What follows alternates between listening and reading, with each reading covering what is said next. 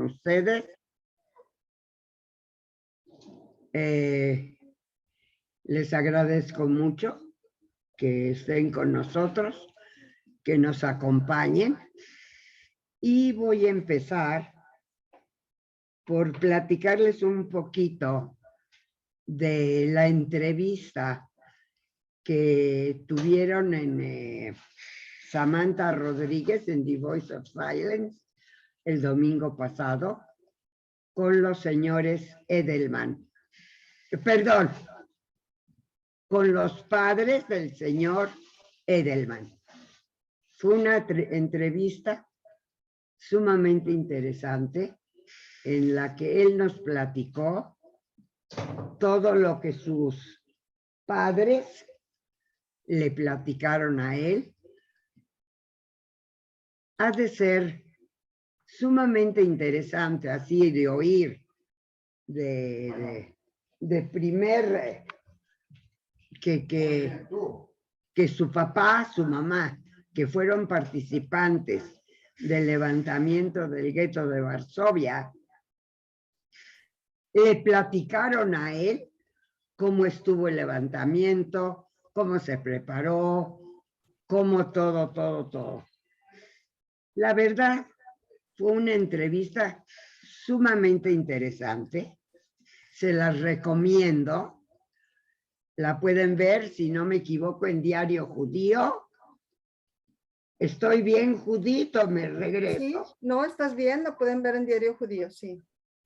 Y de veras, está sumamente interesante.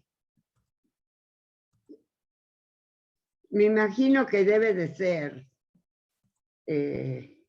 una vivencia muy especial estar con gente que participó en algo tan importante como fue el primer levantamiento en contra de los alemanes, los infalibles, los fuertes. Nadie podía con ellos y algo que debería de acabarse en 24 horas, tardó 3 semanas, casi 4 semanas, y los alemanes, ya lo dije y lo voy a repetir 100,000 veces, tuvieron que bombardear el gueto para poder acabar con ese levantamiento. Y ese levantamiento lo siguieron otros, y en todos los guetos, en condiciones de veras durísimas. Imagínense gente encerrada durante varios años, a los que ya después se supo todo eso. Les vendieron armas que no servían. En fin, no se puede acabar de hablar de las injusticias, de las maldades cometidas en la Segunda Guerra Mundial. Y es nuestra obligación no olvidar. Y el que los señores Edelman se lo hayan contado a su hijo y que ese hijo haya aceptado tener una entrevista en el programa Voice of Silence, vale muchísimo.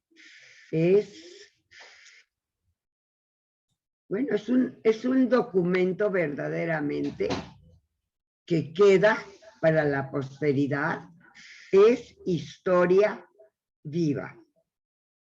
Esperemos que va a sonar un poco difícil. Esperemos que no volvamos a tener necesidades de ese tipo de entrevistas, que no vuelva a suceder en el mundo lo que sucedió durante la Segunda Guerra Mundial y que de veras nos demostró perfectamente de lo que bajo que puede caer el ser humano y lo que pasa cuando la población cae en manos de un fanático del poder, de alguien que ambicioso y que me cuesta muchísimo hablar de esa época de la historia mundial, pero tenemos que estar muy conscientes de lo que pasó, no olvidar que fue finalmente el mensaje que nos dejó el señor Edelman después de contarnos todo lo que le habían dicho sus padres, lo que le enseñaron, lo que le relataron. Y bueno, si no aprendemos, estamos en peligro de repetir la historia, y créanme que no es nada agradable lo que pasó. ¿Algún comentario? Judith. Que no hay comentarios, Maya, pero Daniel quiere hacer un comentario. Adelante, Daniel. Bueno, hola, buenos días. Hola, Daniel, no te había yo visto. Yo tengo 3 comentarios. A ver. El primero es, hubo quien criticó el hecho de que empezaste el programa pasado diciendo claramente, digo alemanes y no nazis, porque todos eran culpables. Yo quiero agregar que tan lo eran, que digo, estamos ahorita vamos a sacar la próxima semana un comentario de un libro que se llama Los Billonarios Nazis. Es una nueva obra que acaba de presentarse, Los Billonarios Nazis, donde documentan quiénes son todas esas familias de grandes millonarios alemanes y cómo hicieron su dinero. Por ejemplo, la familia que domina y controla la BMW, la de los carros tan bonitos BMW, que todo el mundo tiene que tener un BMW. Ellos, su negocio fue de donde sacaron el dinero para la BMW, para comprar la BMW, fue el diseño, construcción y mantenimiento de campos de exterminio. Decir que no eran cómplices es poco menos que... Es una mentira. Que fingir demencia. Sabían exactamente lo que estaban haciendo y lo hicieron con mucho gusto. Los alemanes, sí había alemanes antinazis, esos fueron los primeros en morir o en desaparecer. Los que se quedaron, todos se quedaron felizmente siguiendo a los nazis, siguiendo a Hitler, no a los nazis. Y lo que hay que entender es, esto hay que entenderlo bien y hay que documentarse bien y hay que recordarlo, porque los gobiernos, hoy hay una vuelta hacia ese tipo de gobiernos, tanto en América Latina como en Europa Central, en Hungría, en la propia Polonia, en Francia perdió por tantito la posibilidad de regresar a ese tipo de gobierno, pero el gobierno populista de derecha, el que va a decidir por nosotros, el que sabe todo mejor que nosotros, el que va a hacer las reformas educativas, constitucionales, legales y todo lo que sea necesario para poder enseñarnos el único camino correcto, que es el de ese gobierno, y quedarse ahí para siempre hasta que hay que sacarlo a golpes. Y cuando hay que sacarlo a golpes, pues todo el mundo tiene que morir en la golpiza, menos ellos normalmente. Eso hay que aprenderlo de lo que pasó en la Segunda Guerra, porque se va a repetir. No puede volver a suceder lo mismo sin repetirse. ¿Qué es lo que han aprendido? Por ejemplo, en Ucrania, Putin usa crematorios rodantes, porque así quema los cuerpos de los soldados que se van muriendo y no tiene que avisarles a los familiares en Rusia, no tienen que ver los cuerpos llegando de regreso, con lo cual se evita la imagen de cuerpos llegando desde una campaña militar que se supone que está ganando. Entonces, lo primero que quería yo subrayar es que para quienes criticaron que dijeras alemanes, están equivocados. Sí fueron alemanes y los serbios fueron serbios y los húngaros eran húngaros y los pueblos, con excepción de Bulgaria, Dinamarca y Holanda fueron cómplices. Y algunos, IKEA lo acaba de reconocer hace 2 años, de pronto se acordó IKEA de avisar a la gente que sí hicieron un poco de dinero construyendo todas las barracas de los campos de concentración. De ahí vienen los muebles de IKEA, de la experiencia de tener que construir campos de exterminio rápidamente por toda Europa y poder transportar madera, construcción, empleados, etcétera, armarlo rápido y moverse a otro lado. Y hace 2 años se acordaron, pero ¿saben por qué se acordaron? Se acordaron porque abrieron una tienda en Nueva York y los neoyorquinos se acordaron y boicotearon la tienda. Si no, ellos no se hubieran acordado, por lo menos no públicamente, lo cual uno dice, bueno, ¿y eso es grave? Sí, sí es grave, porque queda grabado en la empresa de que lo importante es el dinero, se consiga como se consiga y a costa de lo que sea. Eso fue la Segunda Guerra. La Segunda Guerra no fue una guerra contra judíos. La Segunda Guerra no fue una guerra contra nada. La Segunda Guerra fue un grupo de pandilleros que llegaron al poder para robarse el dinero del Estado. Si esa frase le suena, a ver, la voy a decir, che pibe, es que es un grupo de pandilleros que han llegado al poder para que, si le suena parecido a lo que pasa en Argentina, es correcto. Si le suena parecido a lo que pasa en Brasil, es correcto. Si le suena parecido a lo que pasa en Cuba, es correcto. Si le suena parecido a lo que pasa en Nicaragua, es correcto. Y no voy a decir más países para que nadie se enoje. Pero claro que está en todos lados esa frase. Entonces, eso es lo que saber. Ese tipo de gobiernos provocan este tipo de situaciones. Y la única manera de parar este tipo de situaciones es matando a ese tipo de gobiernos. No hay de otra. O ellos nos matan a nosotros primero.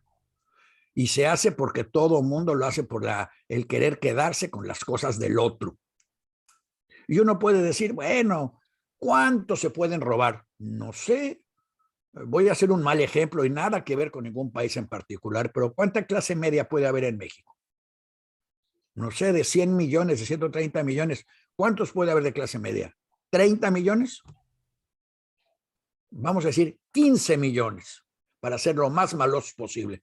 Bueno, quiere decir que 100 millones van a encontrar algo que robarse o que recibir gratuitamente si desaparecen los 15 millones. No importa de qué color o de qué religión sean.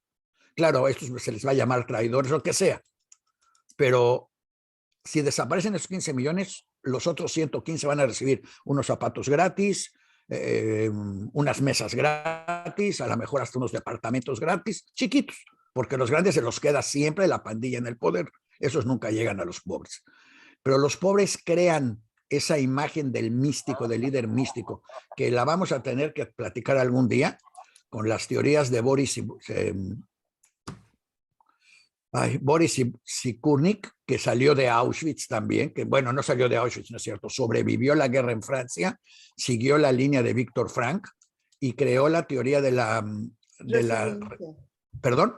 De la resiliencia. De la resiliencia, incluso tuvo que aprender la palabra, o inventar la palabra, la resiliencia, el aguantar y sobrevivir y cómo controlar esas situaciones. Pero una de las cuales, en uno de sus discursos, de sus teorías, habla de por qué la gente le entrega toda su credibilidad a ese tipo de líderes populistas que hablan una cosa y dicen otra, pero la gente no importa que los confronten con la realidad, no hay manera de que cambien su idea sobre el mesianismo de ese líder. Y dado que estamos viviendo eso hoy en múltiples lugares, entender todo lo que pasó, cómo pasó y cómo evitarlo es muy importante para evitar que nos pase a nosotros mañana. Si no es que casi hoy a mediodía. Pero bueno, eso quería yo subrayarlo porque alguien se quejó de eso, probablemente con justa razón visto desde el exterior, pero era importante saberlo desde el interior. Los alemanes al día siguiente de la guerra, ninguno era ya nazi. Ninguno. Todos actuaron porque fueron obligados.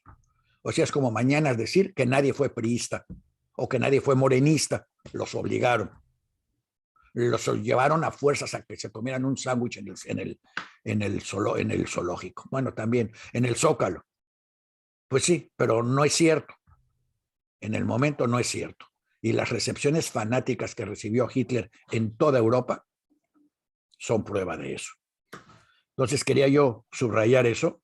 Y luego tú dijiste algo de que era que ha de ser muy interesante tener ese tipo de papás. Bueno, yo recuerdo que en casa de mis papás había siempre gente de la República Española. De tu Zeide, no de Bueno, tus... ok, bueno, pues casualmente vivían con nosotros, pero no importa, en casa de mis, había siempre gente de la República Española. Víctor Serge, creo, gente por el estilo. ¿Quién más había? ¿Por qué no les cuentas un poco a toda esta gente, a todo nuestro público, quiénes venían de la República Española? Porque convivir con la gente de la República Española en los tiempos en que había un gobierno de la República Española en México es muy particular, y oír sus historias sobre la República Española, pues de alguna manera crea una personalidad muy anti-autoridad que me afectó toda mi vida, porque no soporto la autoridad, porque para mí la autoridad es muestra directa de alguien que quiere abusar y quedarse con todo. Y nunca encontré un medio intermedio, pero ¿por qué no les hablas un poco de la gente a la que tú conociste de la República Española? Pues es una buena idea, me voy a preparar para la semana que entra. Me da mucha pena decirlo, Daniel, pero ya olvidé muchísimas cosas, desgraciadamente, porque sí me crié en una casa sumamente interesante, en donde refugiados, tanto de España como de otros países, gente que huyó de Franco y huyó de los alemanes, se juntaban y no eran únicamente judíos. Es decir, la gente que se juntaba en casa de mi papá y de mi mamá eran gente no judía. Y es muy interesante lo que yo viví, lo que vi, lo que escuché. A lo mejor es una buena idea que me prepare un poco para...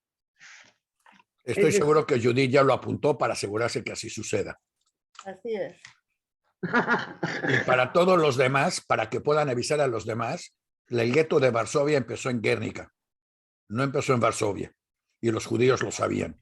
Y por eso había brigadas internacionales que fueron a luchar a España, básicamente de judíos de todo el mundo, porque sabían que lo que pasaba en España iba a afectar a todos los demás.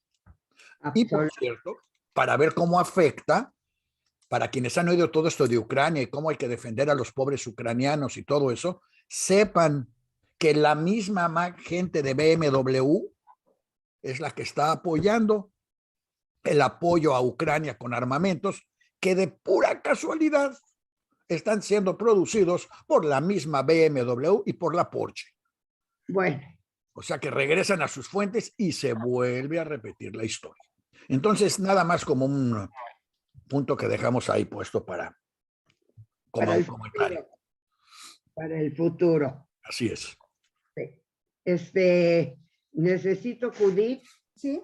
Que me recuerdes un poquito qué más iba yo a hablar. Bueno, yo nada más antes de cambiar de tema, quiero comentarles que este domingo a la 1 de la tarde también va a haber otro programa muy interesante de la serie de The Voice of Silence, y que lo pueden ver en Diario Judío, que es sobre las mujeres en el Holocausto.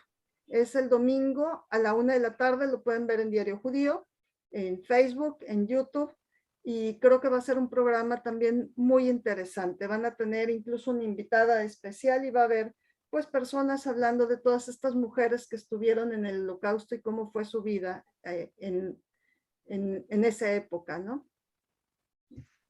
Y recuérdame al final del programa de volver a recordar, ¿sí? Para este domingo, claro, el programa que vamos a ver. Claro. Y tú nos ibas a comentar sobre el evento en donde estuviste ayer. Ah, mira. Qué bueno, ya ves, qué bueno que te dije que me recordaras. Ayer, yo ya les comenté que para mí el día del Holocausto es en realidad el 19 de abril, el día del levantamiento del gueto de Varsovia. pero se estableció en el mundo que es ayer, vaya, Kav Zayin Nisan, según el calendario judío, y quiero decirles que ayer en la tarde fui a la sinagoga, al shul de Ramat Shalom, en donde se preparó, se conmemoró, se llevó a cabo la ceremonia, la conmemoración del levantamiento del gueto de Varsovia. Y quiero comentarles, no sé cuántas personas fueron. Sé que fue mucha gente. Ojalá haya ido mucha gente joven. Fue algo sumamente interesante, preparado, según me dijeron ayer, por la Keile. ¿Mandé? Sí, por la Keile le tocó este año hacerlo. A la Keile le tocó. El caso es sumamente interesante. No sé si Isaac quiera comentar algo sobre el asunto. No, tú estás bien, tú lo viste. Pero fue, ¿cómo lo podré explicar? Fue histórico, fue un recordatorio extraordinario, muy, muy bien preparado. No sé si ya lo quitaron, porque se supone que iba a ser un día, pero fue varios para que pudiera ir más gente, y ayer llegaba constantemente gente a la sinagoga, al shul de Ramat Shalom, sumamente interesante. La historia, claro, todo escrito en español, pero toda la música, todo era en yiddish. ¿Verdad? Sí. Y bueno, pues se lo tuve que traducir a las personas que yo llevé, pero de veras fue un acto conmemorativo sumamente bien organizado y muy bien llevado a cabo. Para mí, es algo sumamente importante en mi vida, la conmemoración, el recuerdo de lo que sucedió. Siempre sentí, hasta el día que me casé, yo no tenía ninguna familia directa en México. Y jamás le voy a perdonar a los alemanes. Sé que es malo este rencor. Sé que los alemanes de ahora no son los alemanes de entonces, pero primero me lo tienen que demostrar, que no se van a dejar llevar por otro líder negativo como Hitler. Espero que nadie se ofenda conmigo. Yo hasta la fecha no soy capaz de comprar algún producto alemán. Es algo que no soportaría yo tener en mi casa algo que dijera Made in Germany. Sé que no estoy siendo justa para las nuevas generaciones, pero no lo puedo evitar. Ni modo. Y jamás voy a perdonar a los alemanes que se dejaran, que aceptaran, que apoyaran a un gobierno que hizo tanto mal a toda la humanidad, no solo a los judíos. Empezaron con los judíos porque los tenían más a la mano y porque el antisemitismo allí estaba. Pero yo en lo personal no perdono y sobre todo no olvido. Y se los transmití a mis alumnos durante los 40 años en que enseñé la historia judía en la escuela.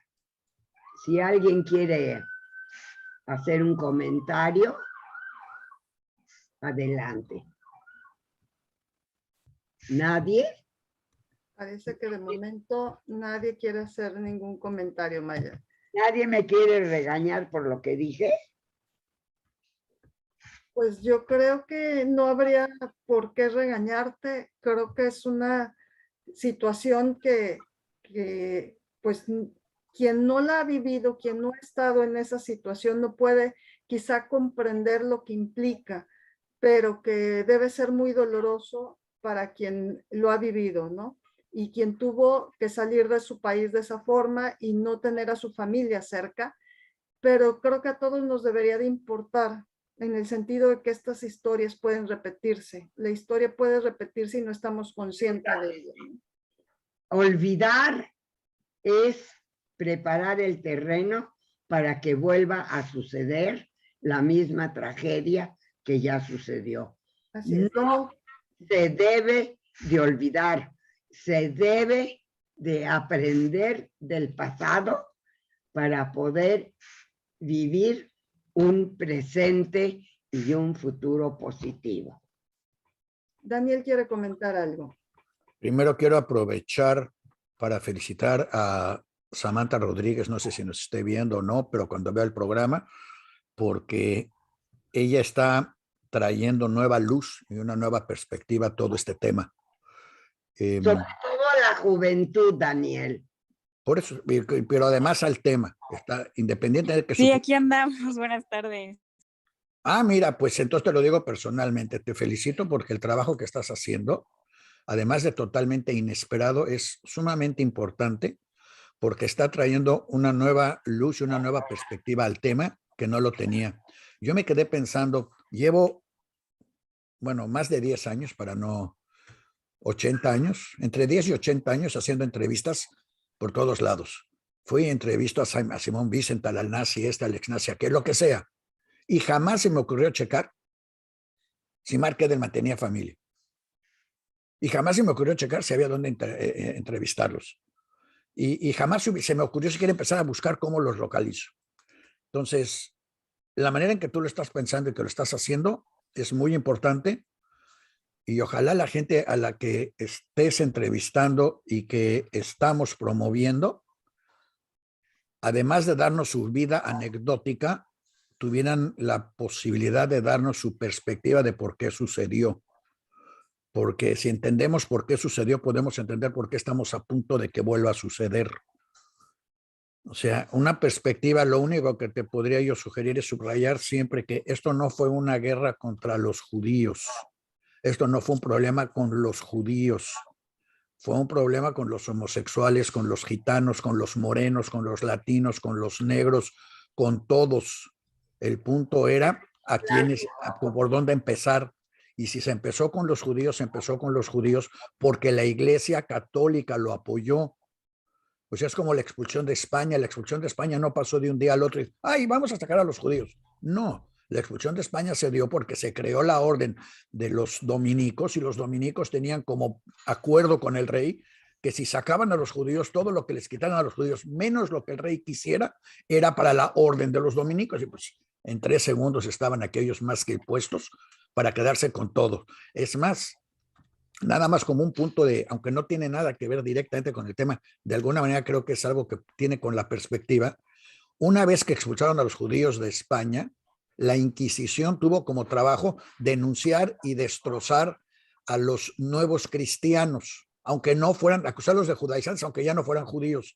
Y la pregunta fue, ¿por qué? Si lo que querían es que fueran católicos. Se supone que los corrieron porque no se quisieron convertir. Bueno, pues porque los que se quedaron eran los más ricos. Y a los dominicos les cayó muy mal el asunto de que exactamente los palacios, los puestos o las casas que querían de los ricos, de los 1,000 o 2,000 o 5,000 ricos que había, eran los que no se pudieron quedar con ellos porque decidieron convertirse al catolicismo. Pues la única manera que va a haber va a ser de acusarlos de que no se convirtieron muy honestamente. Y crearon la Inquisición. O sea, el tema de la persecución es continua, es una toma de poder.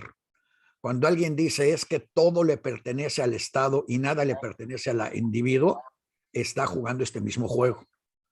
Entonces, te felicito por esta nueva visión. Te subrayo que tienes que entender que casi nadie más lo tiene. O sea, esto no es algo normal. Es algo particular y muy especial que debes de saber apreciar. Lo que estás haciendo no lo está haciendo nadie más. La importancia que tiene lo que está haciendo. Sí, y si no lo haces tú, no lo hace nadie. No es cierto, porque a mí nunca me lo dijeron y nunca lo entendí hasta hace poco. No es cierto que si tú no haces algo, alguien más lo va a hacer. No, no es cierto. Si tú no lo haces, nadie más lo va a hacer. Así que te felicito y te agradezco por lo que estás haciendo y por la perspectiva que estás trayendo. Y quería yo nada más subrayar que entendieran que esto es una cuestión de intereses económicos casi siempre y de poder, que poder significa cómo me quedo con lo de los demás. Entonces, subrayando esas dos cosas, yo me doy por bien servido en mis comentarios. Pues muchas gracias, Daniel, por intervenir, pero creo que ha llegado el momento de cambiar un poco de tema. Quiero recomendarle al público en general otra entrevista que yo la sentí pues muy interesante y que me hizo sentir, wow, algo hice con mi vida y algo hice con mi carrera. Tuvimos una entrevista esta semana con un chico, Eli Abadi. Perdón. Eli Abadi. Eli Abadi, que se acordaba de mí, que fui su maestra de Yiddish en el colegio Yavne. Nos explicó cómo es que alguien de la comunidad de países árabes había entrado a estudiar a la Yavne y fue, es que si yo les platicara. Ahorita vamos a escuchar, Maya, para que tengan la oportunidad de verlo también. Vamos a poner una parte de la entrevista. Ok, si quieres pon primero la entrevista y luego yo hago el comentario, ¿sí? Perfecto, vamos a poner nada más una primera parte porque es una entrevista larga, entonces vamos a empezar. Sí. Qué chico tan guapo. Hola, bienvenidos todos a este programa de judaísmo hoy con la Lerer Quemaya, donde hoy tenemos como invitado de la Lerer Quemaya a un exalumno de la Lerer Quemaya, Eli Abadi, que estudió con ella en la Yafne y que desde ese rincón, pequeño rincón de la colonia Escandón, en el Distrito Federal, de alguna manera que nos explicará ahorita, llegó a ser el rabino de los Emiratos Árabes y anexas. Ahorita nos dice cuáles son las anexas que se incluyen, pero lo importante es que alguien que salió de la colonia Escandón, de la colonia Yafne, recorre todo el mundo para ser el primero en abrir un shul, una sinagoga en los Emiratos Árabes, y además en empezar el desarrollo de un barrio judío. No le vamos a llamar gueto aún, le vamos a llamar primero un barrio judío en esa misma zona, con la posibilidad de ser el conquistador. Él está haciendo lo que hubiera sucedido si Moisés, al llegar a la frontera y le dijo, Dios, ¿ahora para dónde me voy? Si Dios le hubiera dicho a la derecha en vez de a la izquierda, hubiera llegado a donde está Eli Abadi hoy. Eli, bienvenido, muchas gracias por estar con nosotros en la tierra prometida, de verdad.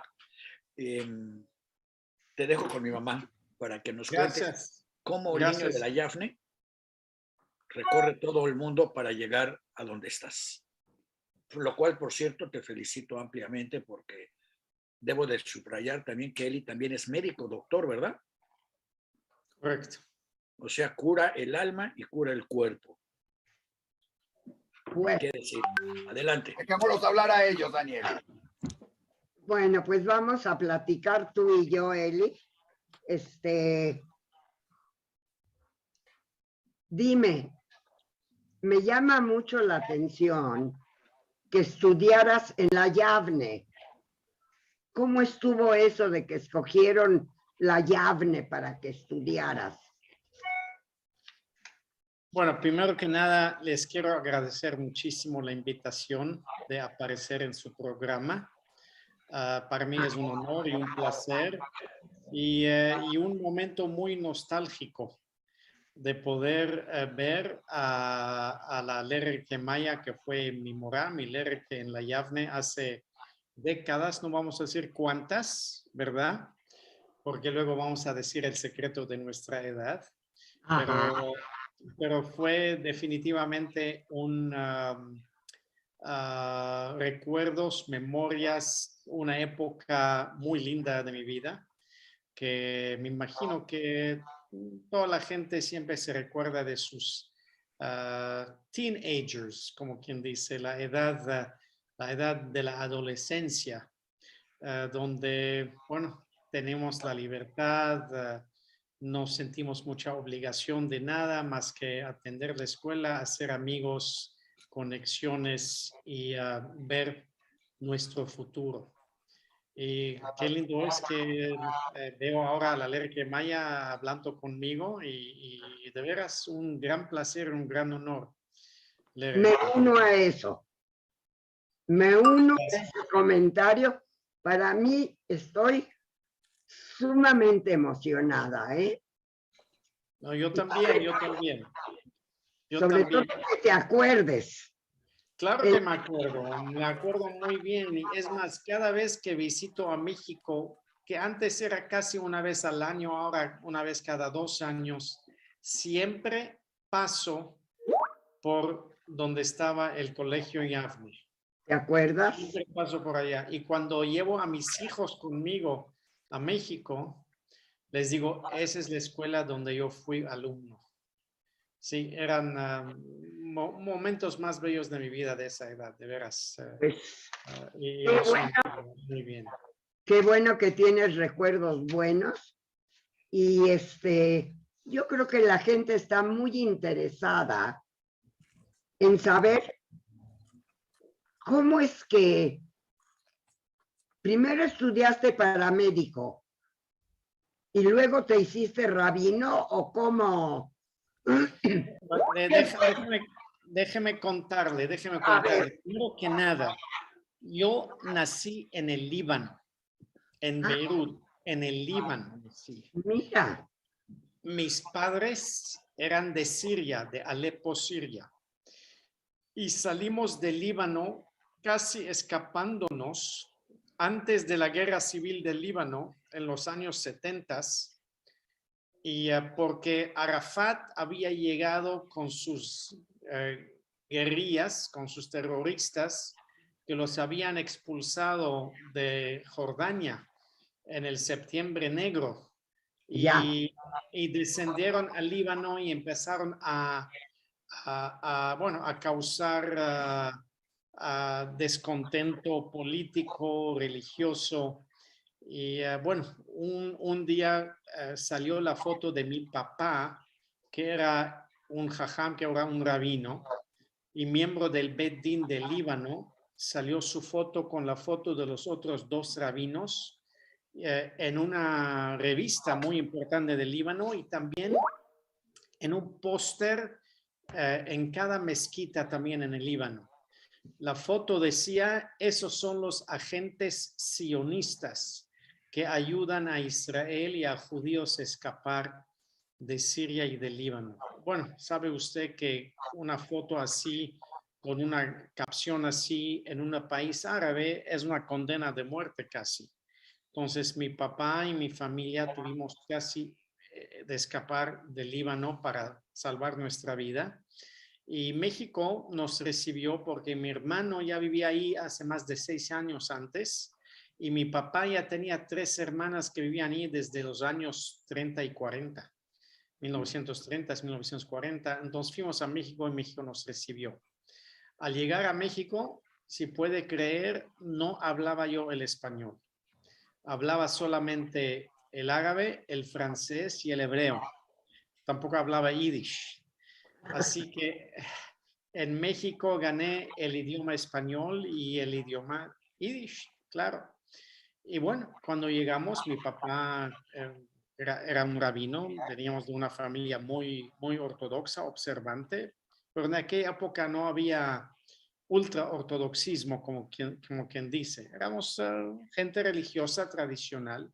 Y mi papá preguntó en la comunidad en México, necesito un colegio religioso. Y le dijeron la Yavne, la única escuela que en aquella época existía, que era una escuela tradicional y enseñaban la tradición judía, la cultura, la religión, el Tanaj y todo eso. Y ahí nos metió. Y ahí así como llegué yo a la Yavne. Y bueno, estudié ahí, acabé mi primaria, secundaria, preparatoria.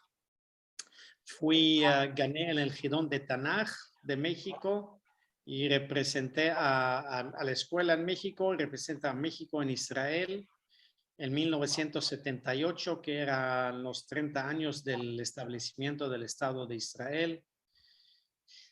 Y después de ahí estaba pensando en qué carrera iba yo a estudiar. ¿Y? Bueno, siempre yo quería ser médico, siempre. Y, Perdón, nada más voy a hacer un dato curioso entre todo eso. Seguramente el Gidón de Atanaje en el que ganó Eli, ¿sí? No fue en el que yo participé porque seguramente le hubiera ganado. A mí me ganaron en otro. No, no es cierto. Seguramente fue en el mismo en el que yo participé, solo que por diferentes motivos. Yo creo que yo lo hice para salirme de clases y Eli lo hizo para ganar y porque sabía mucho. Bueno, espero que así fue. Espero que así fue, sí. Sí fue en el 1978, no sé si era el mismo año, pero sí, era el Gidón de Tanaj, Shnat Shloshim de Israel. Ajá. Bueno, yo siempre quise ser médico, ser doctor, y tomé el curso propedéutico de la Universidad Anáhuac, y tomé también, y apliqué a la UNAM y a la Anáhuac, y me aceptaron las 2 universidades para estudiar medicina. Pero al aceptarme, me di cuenta que los cursos eran en Shabbat, los exámenes eran en Shabbat, los talleres, o sea, el laboratorio eran también en Shabbat. Wow. Sí, y yo la verdad no quise, como quien dice, to compromise, no quise, ¿cómo? Romper con una No tradición. quise romper esa tradición, exactamente. Sí. Y de repente escuché de una universidad judía en Estados Unidos que se llama Yeshiva University. Ah, mira. Sí, y bueno, porque habían venido a México cuando yo estaba en el primer año de bachillerato. Habían venido a México a hacer un Shabbatón y escuché de esa universidad, que es una universidad judía, que es una yeshiva también, yeshive, y dije, la verdad, yo quiero ir a esa universidad y yeshiva y puedo estudiar medicina ahí. Y bueno, apliqué y me aceptaron. Tomé un examen de admisión, tuve entrevistas con los directores y me aceptaron a Yeshiva University y ahí me fui.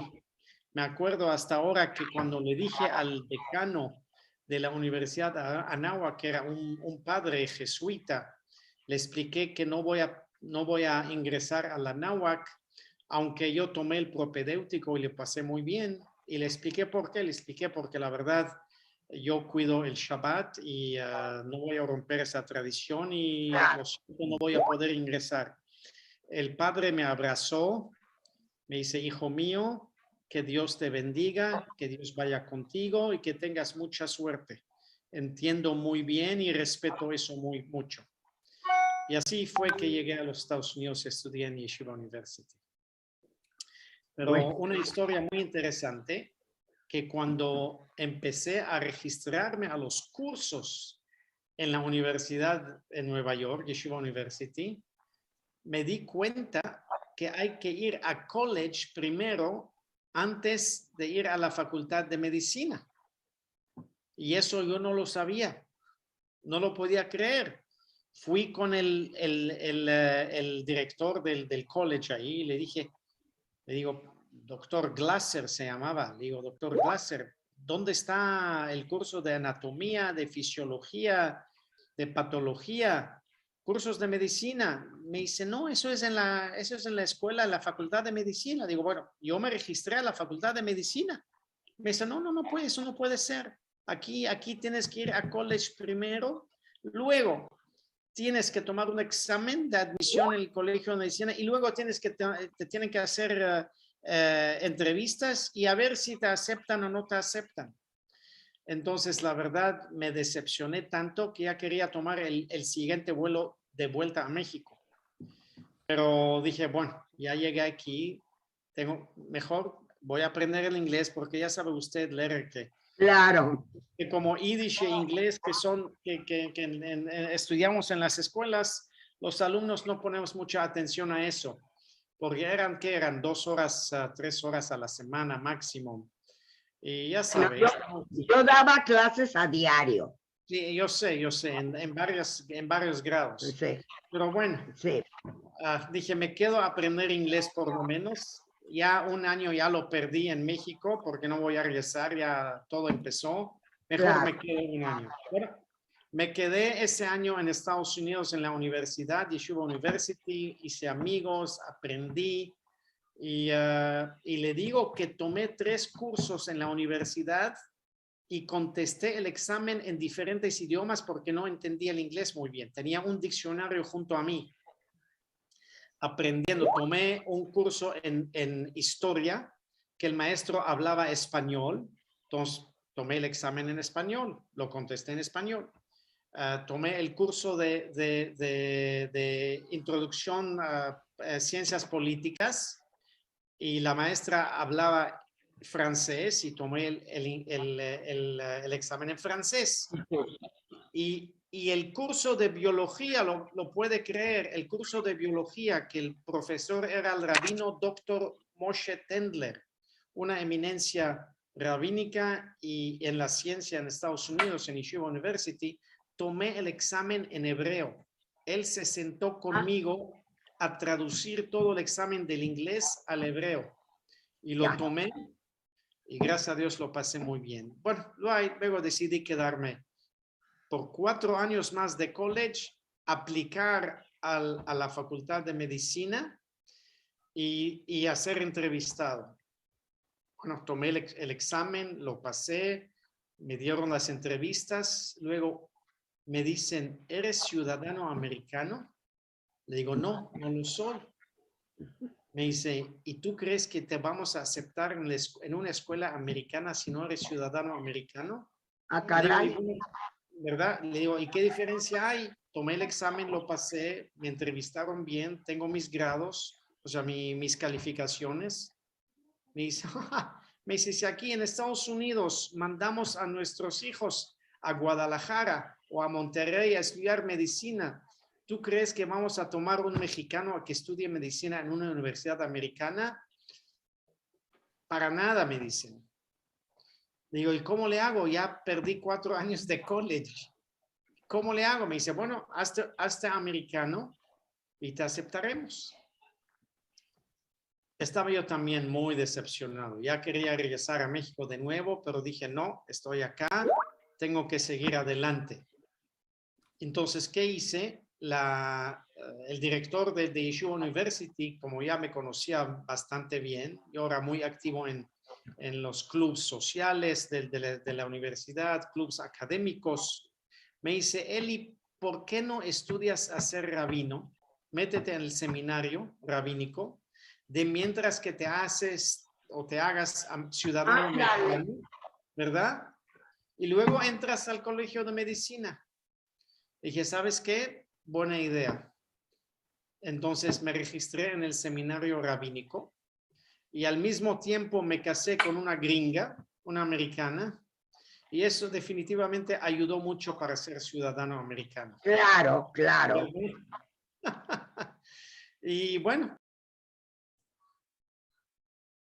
Ahí vamos a dejar por hoy la entrevista. Es una entrevista muy larga. Maya, ¿tú querías comentar algo? Tu micrófono está cerrado, Maya. Si lo puedes abrir, por favor. ¿Ya? Ya, ahora sí ya. Ya me escuchan. Yo diría que deberíamos de dejar que la gente se conecte directo a Diario Judío para que siga viendo, oyendo, escuchando la entrevista con Eli. La verdad, su historia es muy interesante. Digo, cuando pienso un muchacho de México, exalumno mío, que bueno, no lo reconocería yo si lo viera en la calle, lógico, pero viviendo en los Emiratos Árabes, wow, se me hace así como una fantasía. Y me da mucho gusto, como le dije a él, y si ven la entrevista en Diario Judío, van a ver qué cosas tan interesantes me platicó. La verdad, me siento, pues, ¿qué quieren que les diga? Muy orgullosa y les estoy presumiendo a un testigo, a uno, no les voy a presentar ningún alumno con el que no me haya llevado bien, porque tampoco soy monedita de oro, ¿verdad? Y sí tuve alumnos que me hicieron sufrir, pero no importa. Me recuerdo con mucho cariño a los que me proporcionan el orgullo que siento ahorita. ¿Saben qué? Me imagino que cada quien en su carrera, en su trabajo, está orgulloso de los logros, de lo que logra llegar a ser. Y cuando me encuentro con exalumnos y que me hablan amablemente y que me hacen sentir como este chico me hizo sentir, la verdad, me siento muy orgullosa de lo que logré en mis años de Lererqué, tanto en la Yavne como en el Colegio Israelita de México. Y bueno, ¿qué quieren que les diga? Las cosas han cambiado muchísimo. Ya no se enseña Yiddish para nada. No sé qué les enseñen de la cultura de la diáspora.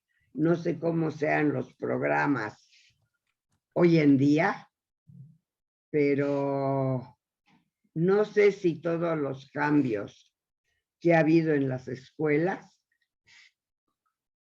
hayan sido convenientes. Si alguien quisiera comentar sobre esto, me encantaría escucharlos. A ¿Tú ver, qué dices, Judith? Daniel quiere comentar algo. Daniel, ok. A ver, Daniel, adelante.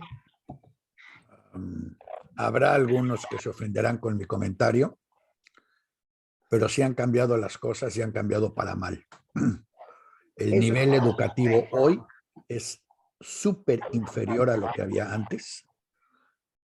Un egresado de un colegio judío hoy no tiene ni remotamente la cantidad de conocimientos que tenían los que estaban en aquel entonces. Mucho tiene que ver con la personalidad del estudiante, obviamente, pero las escuelas hoy ofrecen un menú de opciones mucho más pobre de lo que ofrecían antes. Cualquiera que haya ido a esa misma Yiddish recordará que había una maestra Skilsen y que hoy no existe nada parecido. Cualquiera que haya ido a la Skilsen, lo importante de esa maestra es que no permitía faltas de ortografía de ninguna manera en ningún escrito. Y hoy parece que no les permiten escribir sin faltas de ortografía. Había disciplina y hoy tienen miedo de regañar y castigar a los alumnos. Había que tener conocimientos que a lo mejor no servían para nada. A mí me enseñaron todos los ríos de la Ciudad de México. No queda ninguno, ya nos los tomamos todos y nada más quedó abierto el drenaje y ese no tiene nombre, pero todo eso alimentaba sin querer las neuronas, aunque no lo recordemos. Son ejercicios mentales. De la Yiddish no salía nadie con menos de 3 idiomas. Hoy conozco algunos que no pueden controlar un solo idioma y escribirlo bien sin faltas de ortografía o conocer las palabras que les permitan expresar lo que tienen que expresar. Y lo digo porque al ver la reforma educativa que anda por ahí promoviéndose, es precisamente tomar lo que hay hoy para bajarlo a una 10ª parte todavía, para que los pobrecitos niños no tengan que usar el cerebro, porque si no usan el cerebro, entonces son material perfecto para ser dominado, controlado y dirigido en cualquier tipo de teoría tonta. Yo recuerdo que, no voy a decir lo que recuerdo porque no importa, pero pienso que con las tradiciones que aún tienen la gente de la comunidad de México, deberían de crear una escuela inclusiva en la que todas las tradiciones de los sefaradí, de los ashkenazí, de lo israelí, que no es lo mismo, se reúnan para darle al alumno múltiples opciones de conocimiento, para que sepan desde quién era Maimónides, hasta quién era Spinoza, hasta quién era Víctor Frankl, que conozcan el judaísmo, el yiddish y el ladino, porque mientras más conocen, más pueden aprender después. Eli Abadi es un perfecto ejemplo, un refugiado del Líbano y termina donde está. Claro que tiene mucho que ver con su personalidad. Yo probablemente en el camino hubiera terminado regresándome, peleándome, algo hubiera yo hecho y no hubiera yo terminado donde está él. Pero sin los conocimientos, sin la variedad de conocimientos que él tenía, no hubiera llegado a donde está ni podría sostener la situación en la que está. Entonces, eso debería ser un ejemplo para todos y tratar de luchar por escuelas mejores que y no iguales a o peores que. En mi época se discutía si la Yiddish era el primero, o el segundo o el tercer mejor colegio de México.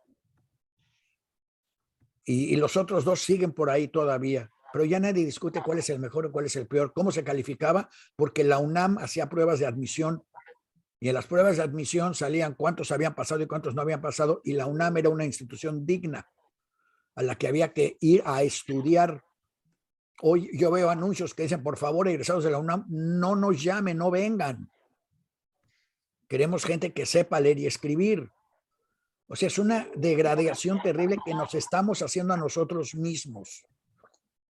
Y que de alguna manera todavía hay alumnos o maestros que recuerdan lo que era tener estándares importantes de calidad, que deberían de ser rescatados para una nueva transformación hacia lo bueno, hacia la exigencia, hacia la disciplina, hacia el aprendizaje, hacia el poder convertir a la gente en lo que quiera.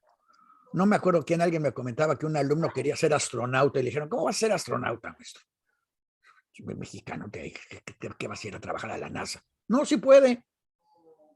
Como un oaxaqueño puede ser director de creativo de Microsoft en Estados Unidos. Nunca aprendió español, afortunadamente, el oaxaqueño. Entonces nunca le dijeron que no podía.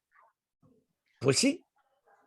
Entonces el chiste es crear un país donde la gente sepa que sí puede y darle las bases académicas y lingüísticas para que pueda. Yo veo a la gente en la frontera cómo sufren todos los de Tijuana porque no hablan inglés.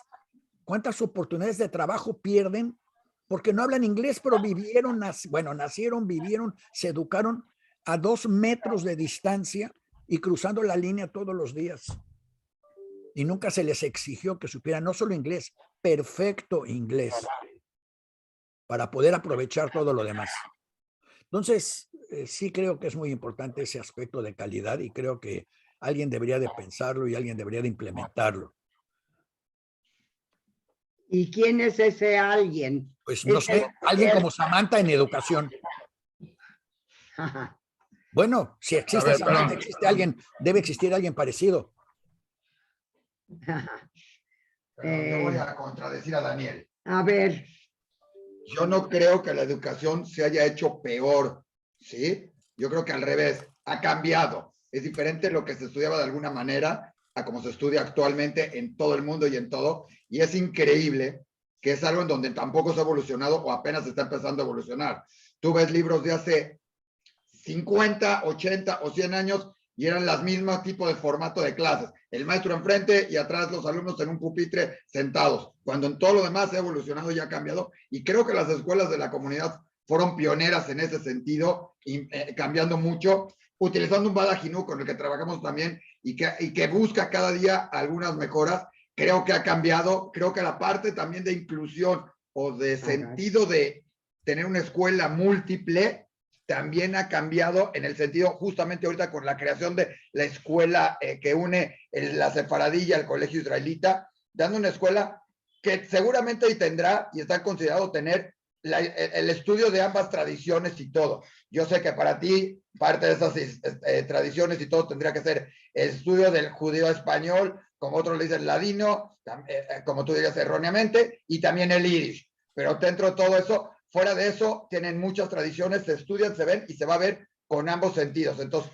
parte de lo que estás diciendo se está dando, hoy en las pruebas que se aplican en México y en todo eso, normalmente y para universidades fuera de México, las escuelas de la comunidad judía tienen un acceso muy amplio por los niveles. Hoy, gran parte de la gente de la comunidad busca estudiar fuera del país, siendo reconocidos y aceptados en muchos lados del mundo. Entonces, creo que igual que estuvo con Eli, creo que las escuelas de la comunidad, bien manejadas y con varios cambios y todo, y que han buscado y que han crecido, sí, proponen modelos educativos muy interesantes, traídos también de otros lados, incluyendo desde algún momento en que se trajo el sistema ORT, reconocido internacionalmente con universidades y con escuelas y todo, que hoy estará aplicándose nuevamente también, y otros que han traído tanto en el colegio de Maguen David, Atit, Monte Sinai, Separadí en su momento, y varios más. Entonces, y si hay maestros que exigen, como en todos los tiempos, Daniel, habrá maestros que exigen una ortografía perfecta y habrá maestros, ¿sí?, que vienen y navegan por el DC como en todos los sentidos. La gente se acuerda cuando tú fuiste director del colegio Separadí que intentaste cambiar y más de uno de los papás y en esos entonces también era para qué y para qué no. Entonces, siempre es también cuestión de los alumnos, cuestión de todo, y siempre habrá niños que saben perfectamente escribir con ortografía y otros que no, ¿sí? Porque seguramente en tus generaciones, cuando tú estudiaste, habrá 3, 4, 15 o 50 que no sepan escribir con ortografía y sabrán otras cosas. Siempre va a haber, y depende del maestro con todo eso. Entonces, no creo que sea nada más el parámetro, sino se puede ir todo, y sí han mejorado las escuelas en muchos sentidos. Como podrán ver, ya saben quién escribe con mala ortografía y quién escribe con buena ortografía. Quedó muy claro a todos. ¿Verdad? Entonces, ya que quedó aclarado ese tema y quién estuvo con maestros más disciplinados y quién estuvo con maestros menos disciplinados, entonces, ya que quedó claro esa división laboral, vuelvo a insistir, no es una cuestión de ortografía, no es una cuestión de saber que el ladino no existe, que lo que existe es el judeo español, y que la marca sí existe, porque si la marca no fuera importante, todos esos que dicen ladino no andarían presumiendo sus marcas de... Yo ni me acuerdo cuáles son las marcas. ¿Alguien se acuerda de una marca que sea importante, por favor? Una marca. Marca de ropa de Nike. De lo que sea, marca. Nike. ¿Cómo? Nosotros Nike. A ver, señoras, una marca. Marca de bolsa, marca de ropa, marcas que hay que comprar. Yo, Polo. Polo, bueno, vean, nada más acá hay una división generacional dramática, pero sí, está bien. Polo, Bueno. Cocodrilo, Abercrombie, Massimo Coach, Dutti. Gucci. Claro que la marca importa, porque no es lo mismo Gucci que Pucci. Pues sí, si fuera lo mismo, la gente compraría uno o el otro. No es lo mismo judesmo que ladino, pero insisten en ponerles la palabra ladino para rebajarles la calidad de lo que tienen y así quitarles el orgullo de pertenencia. Pero bueno, esa es otra discusión para otro tema. Yo sí creo que lo de la ortografía y todo eso no es tanto la ortografía como el imbuirle a la gente la necesidad absoluta de calidad en todo lo que hacen. Como una vez me dijo un ingeniero, si tú crees que .001 no hace ninguna diferencia, me lo contarás cuando el metro pase por un puente que tenga .001 menos de resistencia. Entonces, esos maestros de abrazo, beso, y hay que, abrazos, no calificaciones, y hay que enseñarles a socializar. No. Hay que enseñarles a aprender, a grabarse en el cerebro cosas para después poder convertirlas en beneficio para todos. Bueno, eso creo yo. Es cierto, tiene razón Isaac. Había papás que me decían, ¿y para qué quieres que aprendan a leer y escribir? Mi hija se va a casar y mi hijo va a tener secretaria. Y me lo decían claramente y fue cierto, el que me lo dijo, su hija se casó y el otro lo que me lo dijo, su hijo sí tiene secretarias, no tuvo que aprender a escribir. Ojalá nunca tenga que salir de México porque con el único idioma que maneja y mal, no la va a hacer muy bien en ningún otro lado. Pero bueno, pero qué bueno que no ha tenido que hacerlo y esa es una discusión para otro tema en otro lugar. Sirve de algo. A lo mejor ustedes, yo no sé, Adriana, Sam o algo, nos puedan recordar algún día y participar diciendo qué tipo de maestros tuvieron ustedes, qué tipo de educación tuvieron ustedes, en qué tipo de escuela estudiaron y si la educación que recibieron de alguna manera influyó o no influyó en la manera en que trabajaron. Yo quiero comentar una cosa. Yo soy maestra de inglés y estoy muy al 100% con Daniel. Y con Isaac estoy de acuerdo en que los métodos de acercamiento para enseñanza sí han mejorado. Hay muchos estudios, formas de acercarse a los estudiantes, etcétera, que sí son de evolución. Pero lo que dice Daniel creo que es 100% real. Los maestros están atemorizados por poner disciplina, los alumnos están arrecios a aceptar una disciplina dentro del salón. En fin, hay muchas cosas, y como dice igual Daniel, papás que dicen, ¿para qué les enseñas el verbo to be? ¿No? Por decir una tontería. ¿No? Entonces, está complicado ser maestro y con los métodos que están sugiriendo ahorita la SEP, etcétera, estamos en un riesgo verdaderamente grave, creo yo. Es lo único que quería comentar. Estoy al 100 con Daniel en esto. Y bueno, sí han habido evoluciones, pero en los acercamientos y métodos de enseñanza probablemente. Pero nada más. Te agradezco mucho tu comentario. Yo pienso que siempre hubo un buen sistema de enseñanza y uno malo. Cada maestro hacía lo que podía o lo que quería, y hay quienes ponen el alma en el trabajo y hay quienes no. Para los que su trabajo, les digo, ahorita que veo un exalumno que ha logrado lo que ha logrado, pues me entra mucha emoción, porque siento que puse mi gotita para ayudarlo a lograr lo que quería.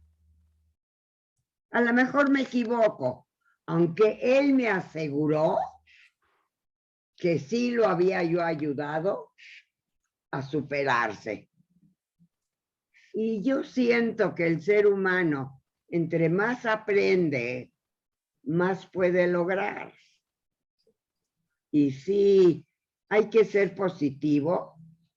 Y sí, la preparación, el estudio, te ayuda a mejorar tu trabajo, tu sistema de vida, en fin. ¿Algún otro comentario? Porque ya nos pasamos otra vez. Señora Maya. Hola, bueno, ya la saludo ahora sí para que me vea. Pero sí, yo quería comentar algo, de hecho, como que desde un punto de vista diferente. ¿Por qué? Porque como, bueno, usted sabe, Isaac, y algunos, yo aunque estoy haciendo este proyecto del Holocausto, pues yo no crecí judía. Entonces yo siempre fui a escuelas no judías. Y ahorita con lo que estaban comentando, por ejemplo, pues a mí, yo estoy consciente de que cuando estuve en la secundaria, preparatoria, sí te dan como tal historia, no sé, historia universal, pero hablando así de este tema, por ejemplo, de Holocausto, pues casi no te dan nada, ¿no?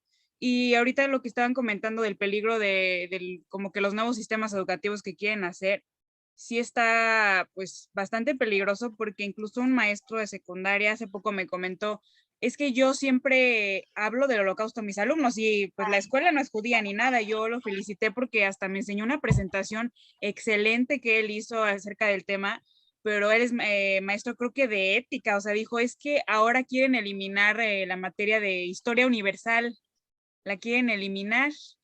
Entonces, sí, no. Yo dije, bueno, ojalá que, que no suceda eso, pero la verdad se me hace algo súper grave, ¿no? Y le digo también yo como, pues como no judía y este tema tan importante que yo también abordo, pues en todo el proyecto, pues no salió de que yo me inspiré por la escuela, porque a mí casi nunca me enseñaron nada de eso. Digo, que te enseñan que la Segunda Guerra Mundial, que tal vez te ponen ya ni me acuerdo si me pusieron un documental, ya, o sea, mi interés fue como muy aparte, pero pues qué importante es que pues desde la escuela, ¿no? Se puedan interesar, no solo en este tema, ¿no? Sino en, como ahorita mencionaban, en tener pues una buena ortografía, redacción, todos los conocimientos, idiomas.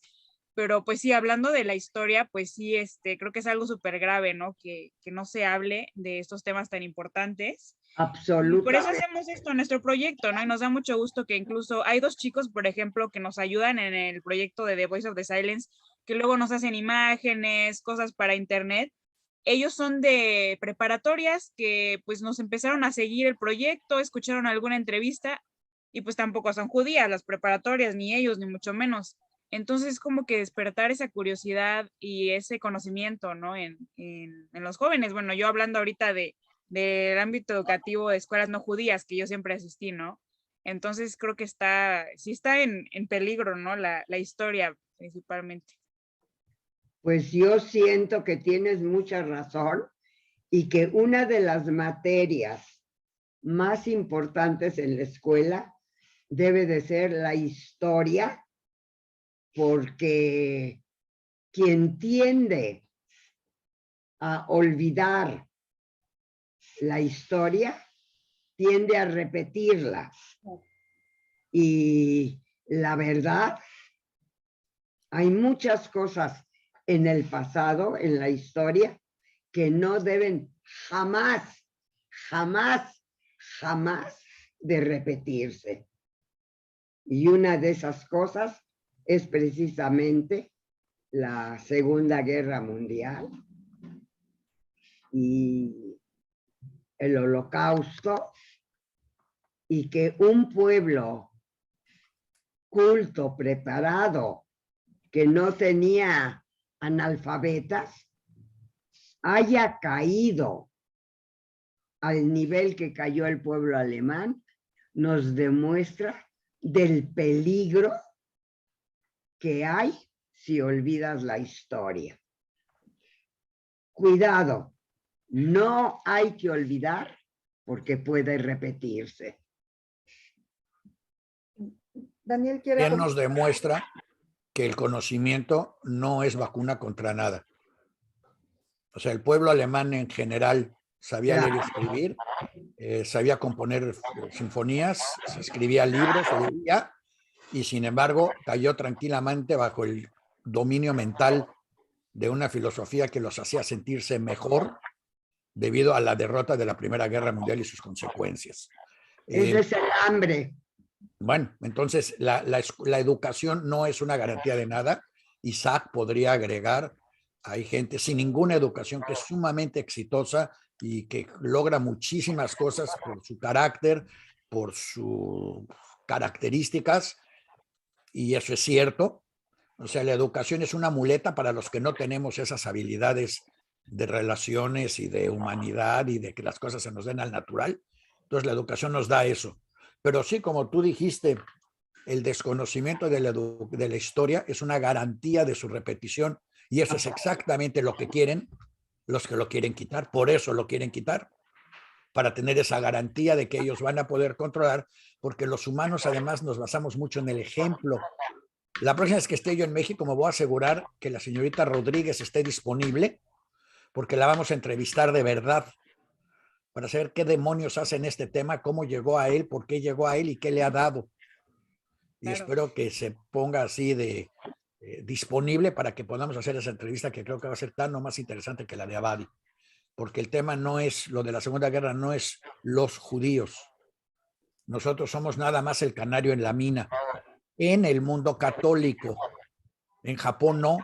Los japoneses no persiguieron judíos, es más, los japoneses protegieron a los judíos de Shanghái y a los que llegaban a Shanghái, y cuando les preguntaron a los japoneses por qué lo hacen, le dijo, porque si Hitler los quiere destruir, debe de haber algo buenísimo en esto si queremos saber qué es. Bueno, o sea, no es algo natural, se dio porque el mundo católico así lo armó.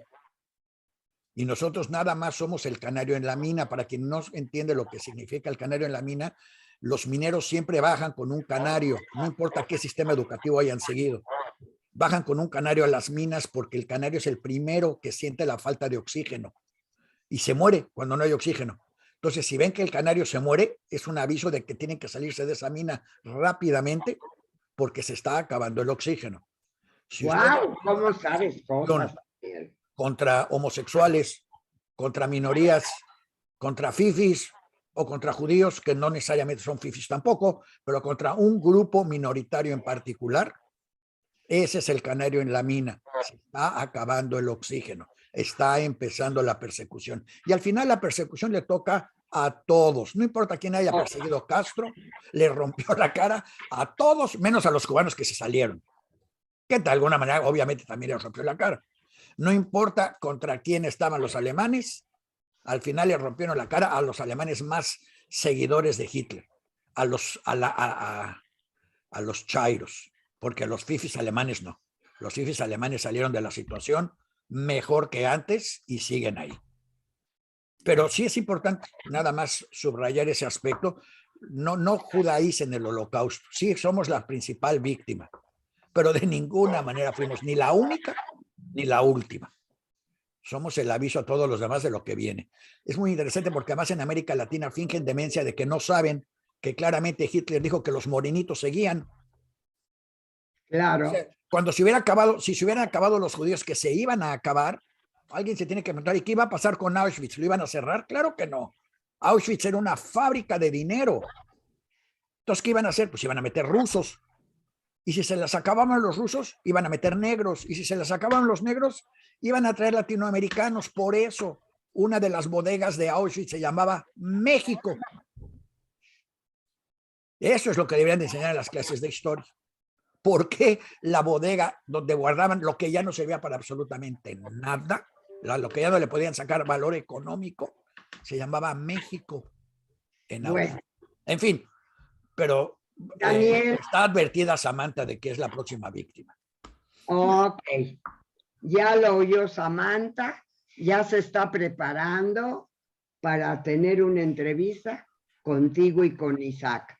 Yo personalmente admiro mucho a Samantha Y les repito que su labor para mí tiene muchísimo valor.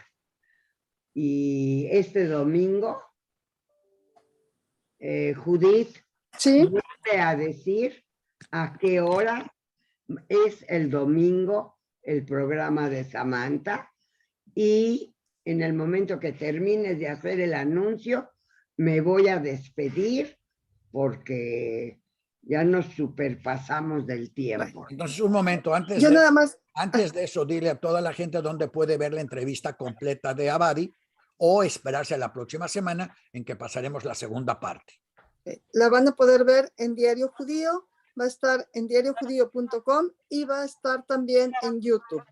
Ahí van a poder ver la entrevista completa, el YouTube de Diario Judío.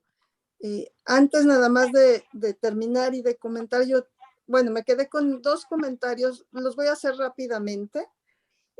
Creo que Daniel se refería a la educación en general, no nada más a escuelas judías, y estoy totalmente de acuerdo con él. Creo que la cuestión de la historia tiene que enseñarse de forma diferente. Nos enseñan historia, aprendernos fechas y nombres, y no ese es el sentido que debe darse a la historia, sino cuáles fueron los hechos, qué motivó que sucediera algo y cuáles son las consecuencias de lo que sucedió. Y eso ¿Y cómo se pueden repetir?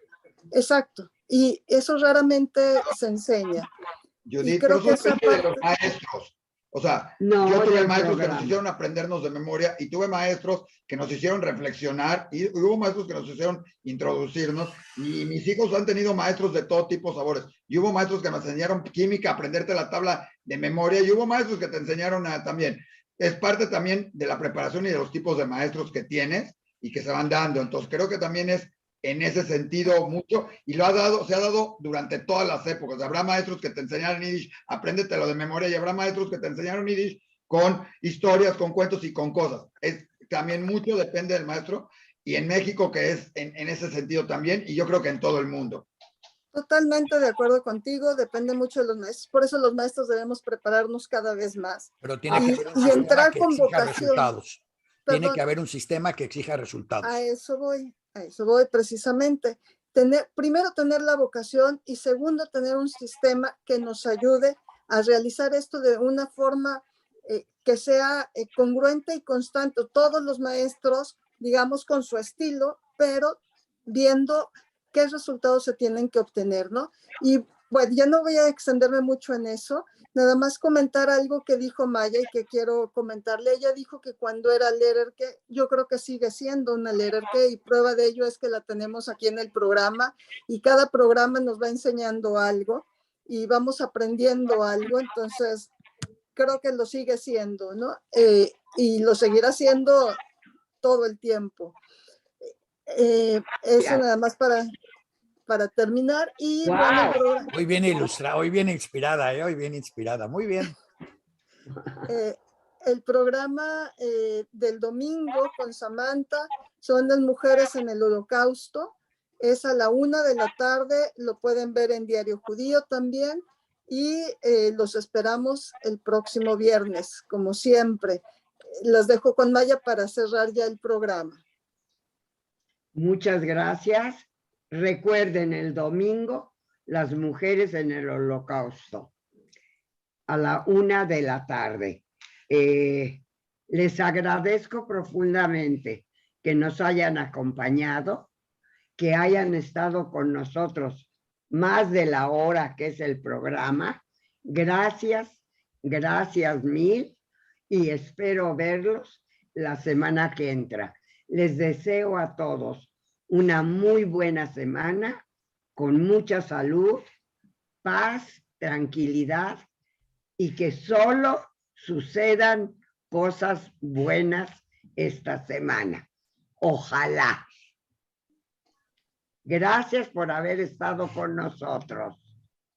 Gracias a todos, los esperamos en diariojudío.com, en nuestras redes sociales, y el próximo viernes en punto de las 12 en este programa Judaísmo Hoy.